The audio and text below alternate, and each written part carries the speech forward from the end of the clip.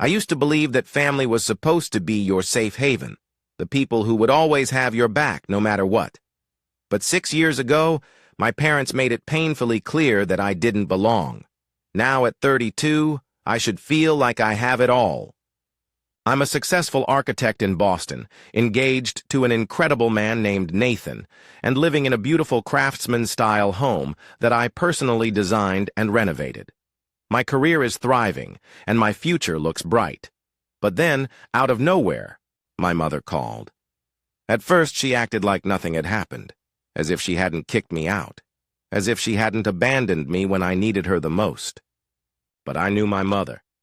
There was always a reason behind her words. And sure enough, after a few minutes of forced pleasantries, she finally got to the point. "We need your help, Rebecca. Your sister and her children need you." It was like a slap to the face. For 6 years, they never once checked in, never asked if I was okay. Now suddenly, they needed me? I could still hear the sharp edge in my mother's voice, that same manipulative tone she had used my whole life. "You've always been the responsible one. Ashley needs her big sister. Family has to stick together." I couldn't help but laugh bitterly. "Family has to stick together?" I repeated. Where was my family when I was living out of my car? Where were you when I had nowhere to turn? She tried to protest, but I had heard enough. I ended the call, my hands shaking. I thought that would be the end of it. But I was wrong.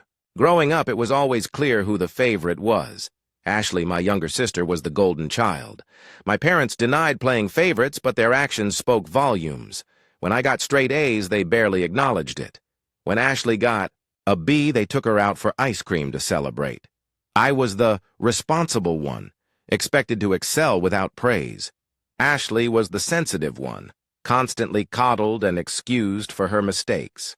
I remember one moment clearly, one that still stings even now. At 15, I spent months working on a design project for a national high school architecture competition. I placed second in the entire country. My parents didn't even attend the award ceremony because Ashley had a soccer match that day. When I brought the trophy home, my dad barely glanced up from the TV. "That's nice," he said, before turning his attention back to Ashley's dramatic retelling of how she almost scored a goal. That was my childhood. But the worst part wasn't just the favoritism. It was the expectation that I had to sacrifice for her. Ashley was reckless, constantly getting into trouble. My parents made it my responsibility to fix things. When she stole expensive makeup, at 15, they blamed me for not giving her my allowance money.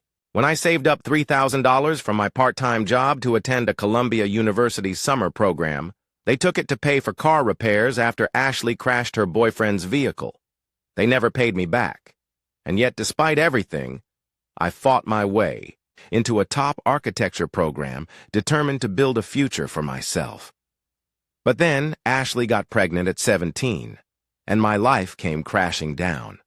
I'll never forget the night they told me to leave. Ashley sat on the couch, arms crossed, defiant even in her fear. My mother was crying. My father paced back and forth. The tension in the room was suffocating. Then my mother turned to me and said the words that would change my life forever. "You have to move out by the end of the week." I stared at her in disbelief. "What?" "With Ashley moving in with Tyler and the baby coming, there's not enough room," she said, as if it were the most reasonable thing in the world. "It would really help your sister if you gave up your space." I couldn't process it. I was in my 3rd year of college, working part-time to help with tuition. I had done everything right, but the final blow came from my father. "We won't be able to continue paying for your tuition," he said coldly. "Ashley and the baby need the money." I had no savings left because they had taken it. I had no home, because they had kicked me out. When I packed my last box into my car, my father handed me a slip of paper. It was a list of women's shelters. "Just in case," he said, and then he walked back inside. That night, I slept in my car. I would spend the next 4 months living that way, parking in different Walmart lots for safety, showering at my college gym, juggling 2 jobs just to afford food. No one helped me. Not my parents, not my extended family. I was completely alone. But I refused to break. I built my life from the ground up. I graduated with honors. A prestigious Boston firm hired me straight out of college. I worked my way up until I was managing my own commercial development projects.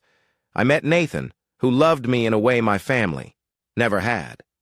I finally had a home, a place where no one could throw me out, and then my mother called. At first, I was furious. I told her exactly what I had gone through, how they had abandoned me, how I had barely survived. But then she sent pictures, not of Ashley, of the kids, 4 innocent children. One of them, a 6-year-old boy named Charlie, looked exactly like me, and I felt something twist inside me. I wasn't sure what to do.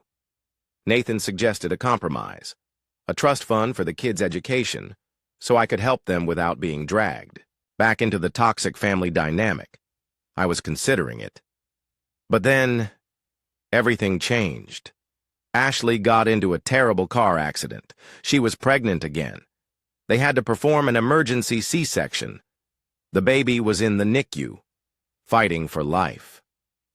Without thinking, I drove 4 hours back to Connecticut, and for the first time in 6 years, I walked back into my parents' house. I expected to find a home that had been completely rearranged for Ashley and her kids. But when I stepped into my old bedroom, I froze. Nothing had changed. My architecture sketches were still pinned to the walls. My trophies were still displayed. They had never converted my room for Ashley. The excuse they used to throw me out had been a lie. I felt sick. But the biggest shock was finding a stack of letters in my father's desk. Letters he had written to me over the years, but never sent. Apologies.